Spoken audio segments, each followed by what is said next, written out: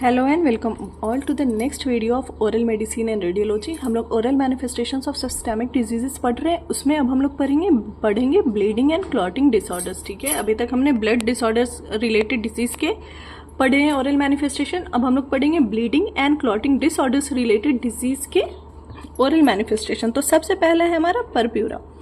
Purpura is defined as a purplish discoloration of the skin and mucous membrane due to spontaneous extravasation of blood.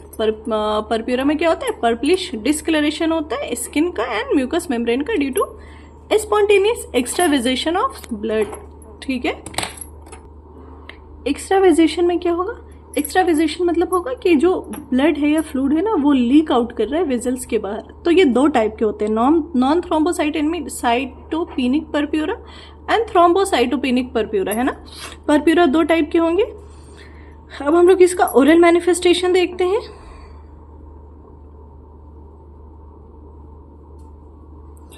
Oral manifestation of thrombocytopenic purpura manifest intraorally as small single या multiple petechial hemorrhages देखने को मिलेंगे हमें, ecchymosis, haemorrhagic blisters और बुले and spontaneous bleeding देखने को मिलेगा हमें, है ना।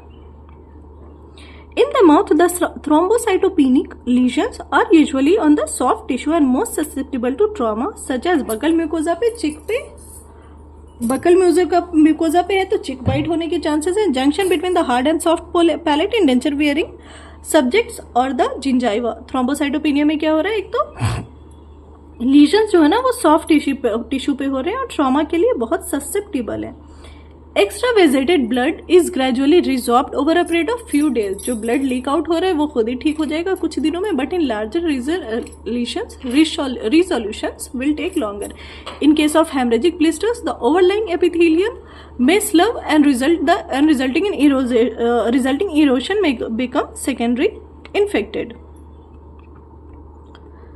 डेंटल मैनेजमेंट में ओरल कंसिडरेशन तो हम नहीं देखने वाले, हमारे किसी काम का नहीं है फिलहाल। तो थ्रोम्बोसाइथीमिया या thrombocytosis, next disease is thrombocythaemia या thrombocytosis. Thrombocythaemia is a condition characterised by an increase in the number of circulating blood platelets. ठीक है, थ्रोम्बोसाइथीमिया क्या है? एक ऐसा कंडीशन है जिसमें increase number of blood platelets हमें देखने को मिलेगा।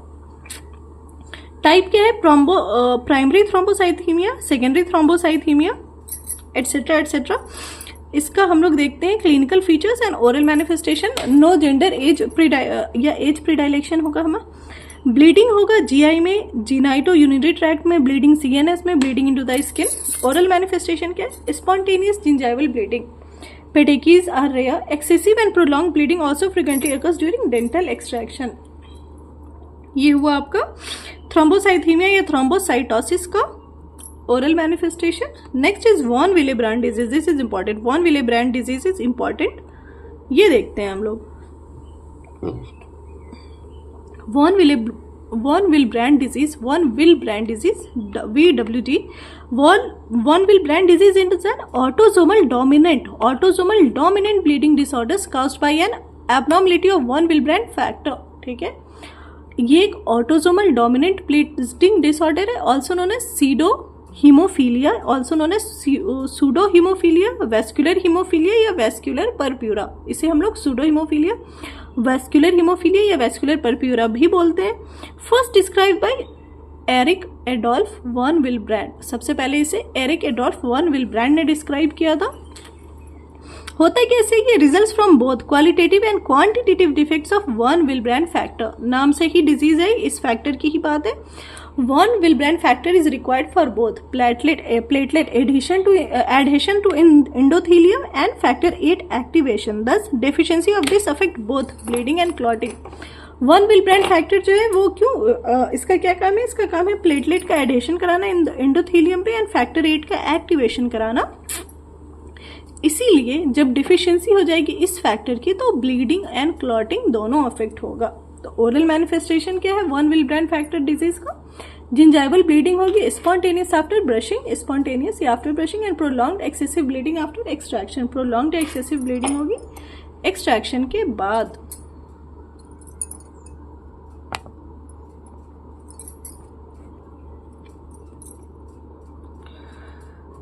टॉनिक टेस्ट है, क्लॉट रिटेक्शन, ठीक है। Local measures to arrest bleeding, treatment में हम लोग देंगे इंटरमीडिएट प्योरिटी फैक्टर 8 देंगे, fresh frozen plasma and cryo precipitate, ठीक है। ब्लीडिंग हमें नहीं देखना है, क्लिनिकल फीचर्स देख लेते हैं इसका।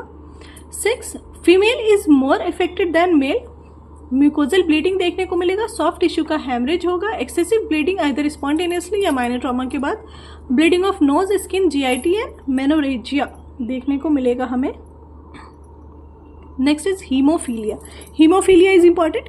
हीमोफीलिया एक inherited X linked recessive clotting disorder है। हीमोफीलिया क्या क्लॉटिंग डिसऑर्डर है which occurs only in males and females will always be carry. Haemophilia जो है सिर्फ मेल में देखने को मिलता है, फीमेल कैरियर होती है हीमोफीलिया की, ठीक है। ये आपने याद रखना है। हीमोफीलिया एक क्लॉटिंग डिसऑर्डर है, क्लॉट नहीं होगा, क्लॉटिंग डिसऑर्डर है जो सिर्फ मेल में देखने को मिलेगा हमें। फीमेल हमेशा कैरियर होंगी, इनमें डोमिनेंट स्टेट में रहेगा disease. Also called as bleeders disease, disease of Habsburgs and the disease of kings. इसे हम लोग हीमोफीलिया को ब्लीडर्स डिजीज भी कहते हैं या हैप्सबर्ग्स डिजीज या डिजीजेज ऑफ किंग्स भी कहते हैं, है ना। Haemophilia A classic haemophilia, deficiency of factor 8। Haemophilia A में क्या है, फैक्टर 8 की डेफिशिएंसी होगी, ये anti haemophilic factor. Haemophilia B क्या है, क्रिसमस डिजीज है, डेफिशिएंसी ऑफ फैक्टर 9, ठीक है। ए बी में देख लिया आपने 8 और 9, इसे हम लोग क्या बोलते हैं, plasma thromboplastin component. Haemophilia C deficiency of factor 11, ठीक है। जनरल क्लिनिकल फीचर्स क्या देखने को मिलेंगे हमें हीमोफीलिया में, परसिस्टेंट ब्लीडिंग, छोटे से कट या ट्रॉमा के बाद भी हीमेटोमास, सॉफ्ट टिश्यू ब्लीडिंग होगा, ठीक है। हीमैर्थ्रोसिस, ब्लीडिंग होकर जम जाएगा किसी भी जॉइंट में, इंट्रामस्कुलर ब्लीडिंग होगी, हीमेटोक्यूरिया या renal bleeding, GIT bleeding, spontaneous intracranial bleeding. हमने देखना है ओरल कंसिडरेशन या oral manifestation of haemophilia. Experience many episodes of oral bleeding. Haemophilia में क्या होगा, ओरल ब्लीडिंग के बहुत सारे एपिसोड्स देखने को मिलेंगे हमें। लोकेशन ऑफ ओरल ब्लीड्स, पहले लेबियल फ्रीनम में, फिर टंग में, फिर बगल म्यूकोजा में, फिर जिंजाइवा एंड पैलेट में। ओरल ब्लीडिंग के बहुत सारे एपिसोड्स देखने को मिल रहे हैं, लेबियल फ्रीनम में सबसे ज्यादा, उसके बाद टंग, उसके बाद बगल म्यूकोजा में, उसके बाद जिंजाइवा एंड पैलेट में। Haemarthrosis of temporomandibular joint rarely दिखने को मिलेगा हमें, high caries rate, greater number of unrestored tooth and more severe पीडियल डिजीज। मैंडिबुलर सीडो ट्यूमर, ठीक है, मैंडिबुलर सीडो ट्यूमर देखने को मिलेगा हमें, condition in which there is sub periosteal bleeding with reactive new bone formation causing tumour like expansion of bone. Pseudo tumour हमें किस case में देखने को मिलेगा, मैंडिबल में, हीमोफीलिया के केस में देखने को मिलेगा। एक ऐसा कंडीशन जहां पे सब पेरियोस्टियल ब्लीडिंग होगी और फिर रिएक्टिव नए बोन का फॉर्मेशन हो जाएगा और ऐसा लगेगा कि बोन जो है ट्यूमरस ग्रोथ दिखा रहा है। Next is parahaemophilia. पैराहीमोफीलिया एक रेयर हेमरेजिक डिसऑर्डर है, clinically similar to haemophilia but caused by a deficiency of factor 4। Autosomal recessive trait है ये, क्लिनिकल फीचर्स हीमोफीलिया जैसा ही होता है इसका, ठीक है। पैराहीमोफीलिया फैक्टर 5 के कारण होगा। अब कुछ सिंड्रोम जो कि एसोसिएटेड हैं ब्लीडिंग डिसऑर्डर्स के साथ। First disorder is Wiskott Aldrich syndrome. Wiskott Aldrich syndrome में क्या होता है, it is due to genetic defect of वैस्प। जेनेटिक डिफेक्ट के कारण होता है विस्कॉट एल्ड्रिक सिंड्रोम। ट्राइएड क्या है ये, thrombocytopenic purpura eczema and immunodeficiency का। Wiskott Aldrich syndrome is triad of thrombocytopenic purpura eczema and immunodeficiency. अब हमने इसमें ओरल मैनिफेस्टेशन क्या देखना है, spontaneous bleeding of the gingiva, platelet, पेटेकी।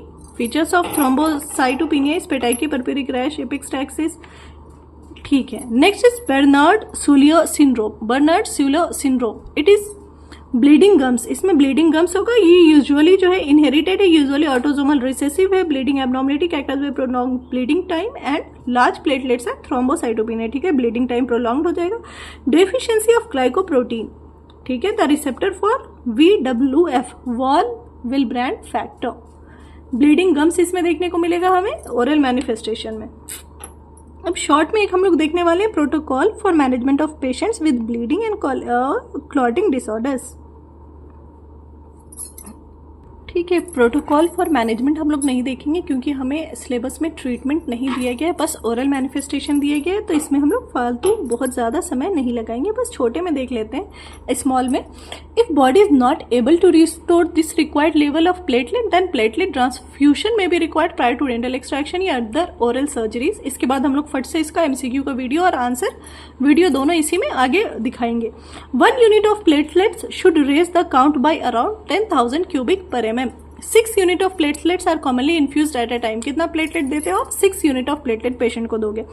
Local haemostatic measures are also important. Absorbable haemostatic agent such as oxidised regenerated cellulose need for platelet transfusion can be reduced by local hemostatic measures and use of desmopressin or tranexamic acid or topical administration of platelet concentrates. Tranexamic acid mouthwash should be advised for 3 days. Since the antiplatelet activity of aspirin remains for 8 to 10 days, lifetime of the affected platelets, avoidance of aspirin is recommended for 1 to 2 weeks prior to extensive oral surgery procedure.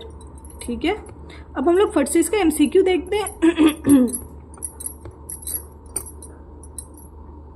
ये रहा answer पहले आप लिख के या screenshot करके रख लो। इसके MCQ का आंसर ये रहा। अब हम लोग जल्दी से MCQ वीडियो पे देख लेंगे। MCQ में क्लिनिकल केस सिनेरियो अगर आया तो ये है क्लिनिकल केस सिनेरियो का सैंपल। अब देखो question 1 to 7 MCQ of bleeding and clotting disorders.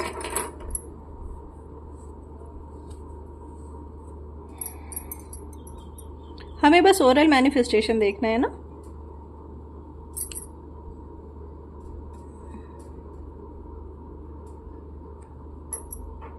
एक सेक्शन का थोड़ा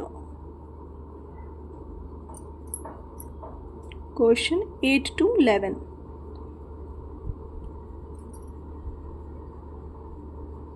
क्वेश्चन 12 to 15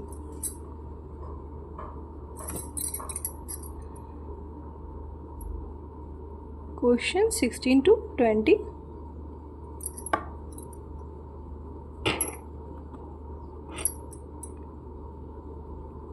21 to 23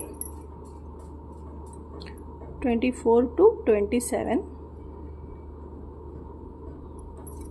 कॉमेट के में पूछा गया क्वेश्चन है, एंड देन ये भी कॉमेट के का क्वेश्चन है। 1 विल ब्रांड फैक्टर इम्पॉर्टेंट होता है, ये भी हीमोफीलिया भी इम्पॉर्टेंट होता है, ये भी ठीक है। तो यहाँ पे हमारा फिनिश होता है bleeding and clotting disorders oral manifestation. एक और बचता है ओरल मैनिफेस्टेशन में हमारा इम्यूनोलॉजिक डिसऑर्डर्स, वो देखते हैं हम लोग नेक्स्ट वीडियो में। Okay, thank you.